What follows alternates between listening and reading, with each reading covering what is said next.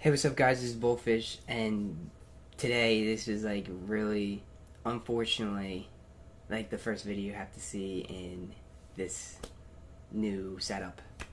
I just got done probably half an hour ago watching the Animeman video that was uploaded today that talked about a news story about a murder trial. Usually, I don't try to make videos about my stances on these things, but this, because of so as a person part of the anime community, the BDSM community, and a fan of yandere's, I have to talk about the story. Now, first, I'm just gonna give you the brief breakdown of what happened, because I'm not gonna go into the full story because Animeman does it, and I'll link the article below. Basically, what happened was a girl stabbed a guy in the stomach, and from what I know as of right now, he's in critical condition in the hospital. Now, the reason why this has to do with anime yandere's is because this girl has portrayed herself as many yandere characters, and she was quoted as saying, "I love him so much, I killed him. That's why I killed him." And there's a big reason why I'm even talking about this is such a serious issue for me, is people have been going and commenting on the story or talking about the story, and this isn't the first time that this has ever happened, but people are glorifying this girl.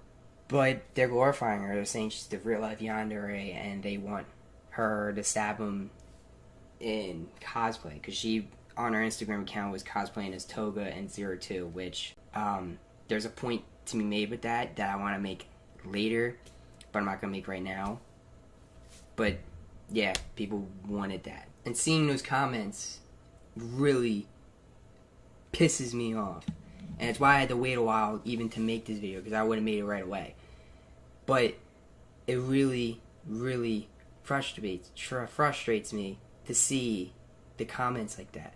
As a fan of yandere's, as a person, like I said, in the BDSM community, in the anime community, this story, what happened, and many of the people, the bad apples of the story, I'm going to call them, that are ruining it for the rest of us, are hurting these communities. These communities are hurt today because of what happened.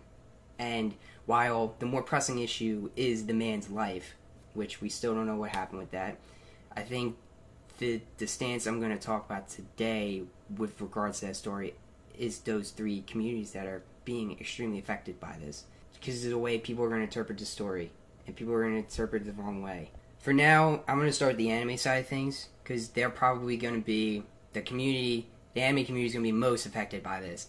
The BDSM community and the yandere community is going to be very hurt too, but yandere is a more niche community at this point, and BDSM is kind of not directly related to this, but it's still related to this. So I'm going to start with the anime community.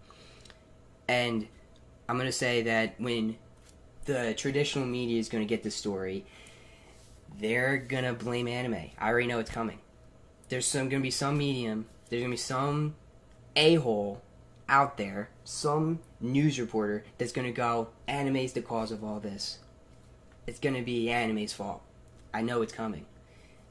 Just like it was gaming for years. Just like it's been anime for years. And that's really that's one of the things that's really frustrating me about this, is in the coming weeks we're going to see people blame anime when it's not its fault. So there's minutes I could spend on the research and all that, and the studies that come out that say that violent video games don't cause violent acts to happen. It's the people that interpret the games and stuff like that.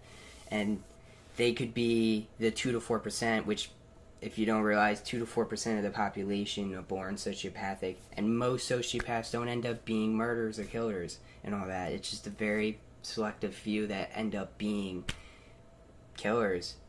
And this girl is definitely sociopathic, I think, from just a psychologist perspective. I'm not a psychologist, but I'm really close to being one. Couple years from being one, and I've done years of research. And I'm not saying I'm more knowledgeable than an expert, but that's just the perspective of someone who studies the mind. And I would, like, if I was a professional at this point, I would definitely say she's psychopathic. To say it's the medium's fault for someone who may have been born to 2 to 4%. It couldn't not. She may not even been born psychopathic or be a sociopath. She could just have had a lot of other influences consistently through her life that may have done it. Could have been both. The human mind, and I can go into that all day too. The human mind has so many plugs and strings, and the nature versus nurture argument that people keep making has already died in the psychology community. It's both. The way we're born and the way our environment and the things that happen around us are both influencing us in different ways. And to say that everything's your choice is wrong, but to say that you have no choice is wrong, because there's aspects of both that are going to happen. So when people say things of ignorance of the human mind, it really frustrates me. And the anime community is going to be affected because of this, because traditional media is going to look at the story and blame anime, and anime has spent all these years finally trying to get accepted. Like, people who like anime are getting accepted and liked and all that. And a story like this, and how people are going to interpret it, because I already know it's going to happen, it's going to hurt the community because of that fact. People are going to go, anime's bad, and people who watch anime are bad because of this woman that killed this guy.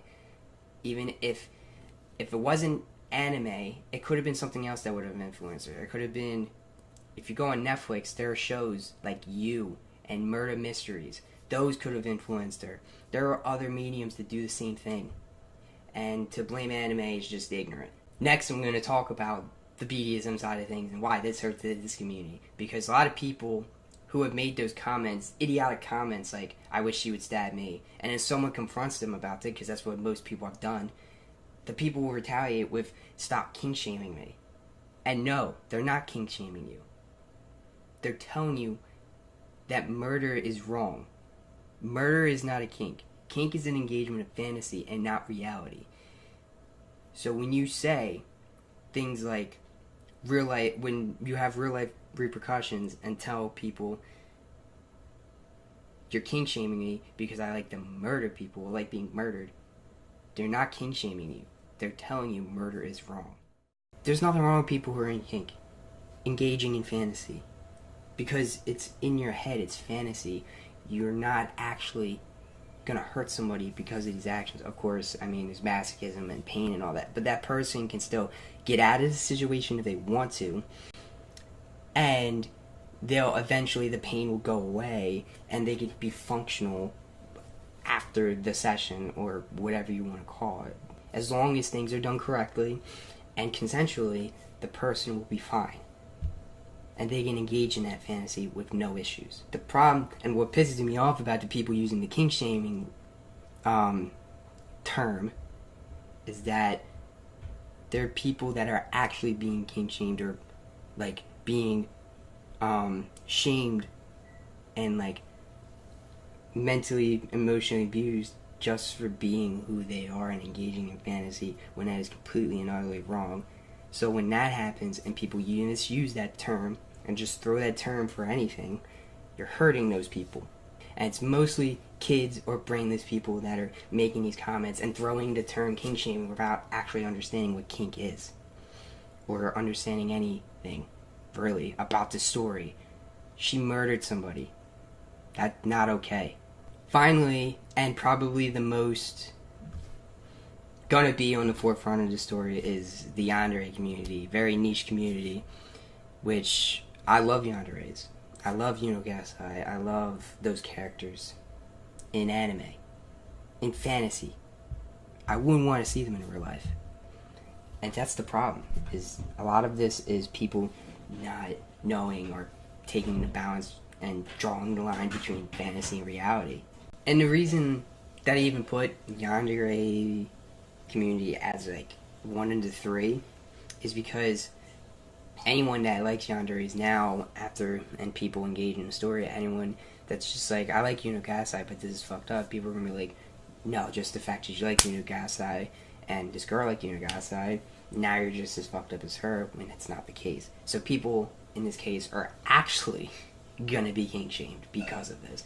And that's like the horrible part about all of this, is people are gonna get blamed for this, or are gonna be put on a label they shouldn't be. And that's like why I'm making this video, because anime community is gonna be blamed when they shouldn't be blamed.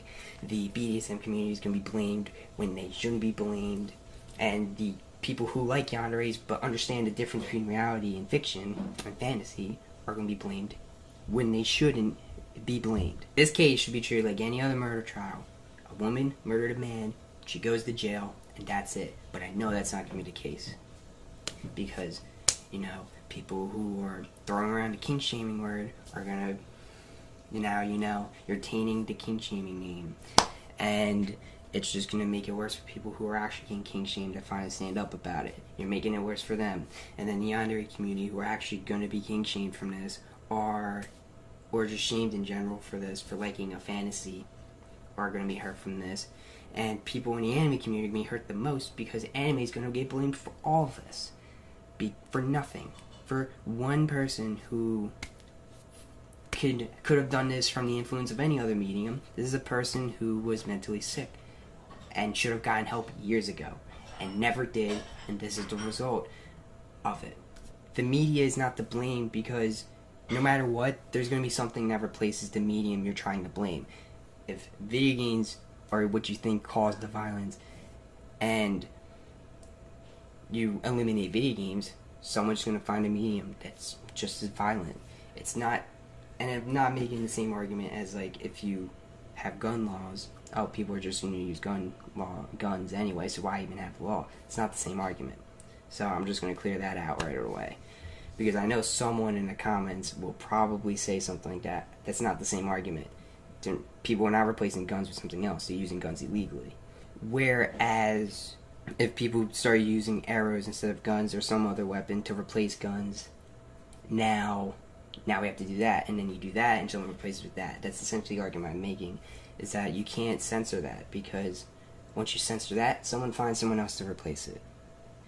And you're not getting to the root cause of the problem of what's actually causing the mental illness. You're only just like putting a band-aid on the situation and acting like you're fixing the problem when you're really not. So censorship is not the answer. Getting rid of anime or censoring anime, which has already been done for years, which is really frustrating, is not enough.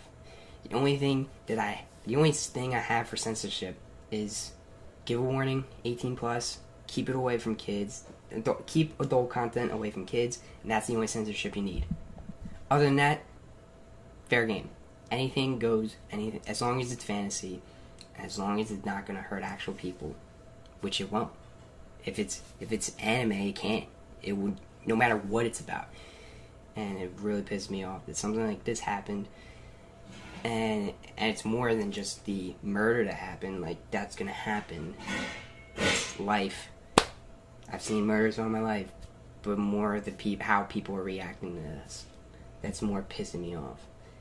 Especially since this isn't the first time it's happened. But because this is the first time it's happening for, like, anime, I don't really remember a real-life yandere actually killing people dressed up in cosplay and using anime as, like, their life.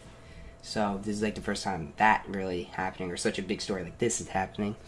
So it's really going to hurt the anime community, because it's going to make us look bad when Ted Bundy and other famous psychopathic killers get fan mail and have followers and have people who think like them. So this has been happening for years.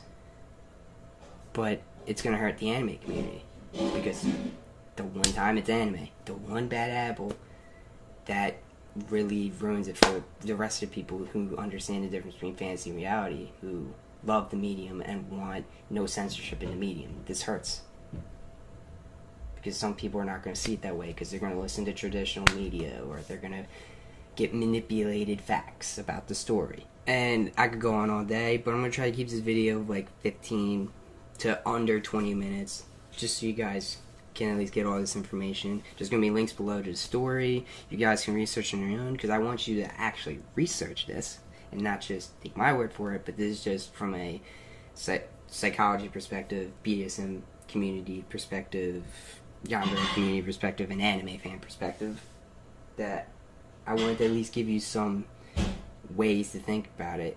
Maybe even like give some warning to people, like just in case there's copycats.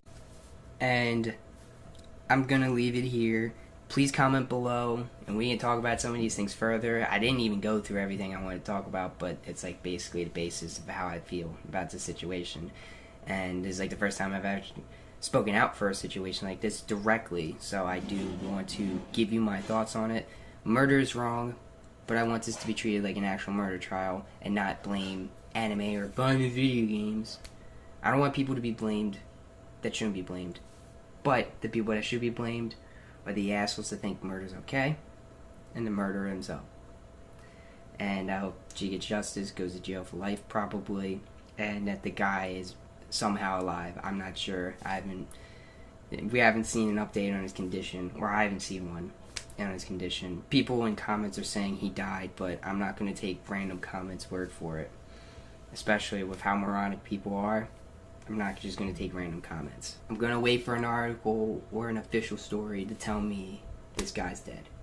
So for now, he's alive in critical condition. And for now, I'm just not going to really say an outro. I'm just going to tell you, please be smarter. Do your research. And let's learn from this. And let's be better. And realize that murder's not okay. But I do understand this isn't the first time this is happening. It's just the fact that, oh my god, the tip of my nose right here is so itchy. The fact that this is the first time for the anime community that this can be manipulated to make us look worse as anime fans, and that's what really pisses me off. And that's why I had to say something about this story. So for now, thank you for getting through all of this, and I hope that you guys comment below and engage in conversation with me. I would love that so that I can get more info. But for now, I'll see you guys later.